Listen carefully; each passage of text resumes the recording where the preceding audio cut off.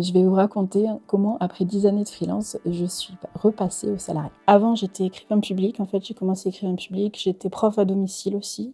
Puis, j'ai monté une maison d'édition associative. Alors, mes satisfactions par rapport à ce statut de freelance, c'était vraiment de pouvoir faire, en fait, travailler à mon rythme, travailler comme je voulais, sans avoir de chef. Pendant toute une période, j'ai bien gagné ma vie.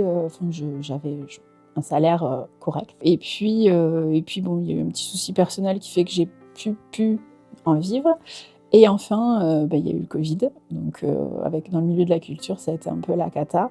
Donc il a fallu que je me remette en question, et pendant toute une période, je me suis dit: «Bon, il faut que j'arrête ça», et j'étais vraiment épuisée.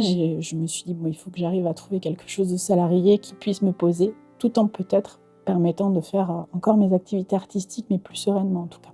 Alors en fait, j'ai jamais été très en adéquation avec le monde du travail classique. Quand on est artiste, on a du mal à rentrer dans les cases. Et puis, donc je cherchais quelque chose d'un peu différent. J'ai eu l'occasion d'être invitée en tant qu'ancienne élève de mon université. Et je me suis dit, en fait, le milieu universitaire, ça me plaît. Et puis, vraiment par hasard, mais complètement par hasard, j'ai trouvé un poste de scénariste, quelque chose qui n'existe pas en tant que salarié. Et je me suis dit, je vais tenter, parce qu'on ne sait jamais. Je suis autrice, donc pourquoi pas. Et ça a été assez spectaculaire. J'ai passé l'entretien d'embauche 3 semaines après avoir envoyé mon CV. Ça a duré 30 minutes. Et j'étais encore sur le parking quand la responsable de service m'a appelée pour me dire, c'est bon, tu peux revenir.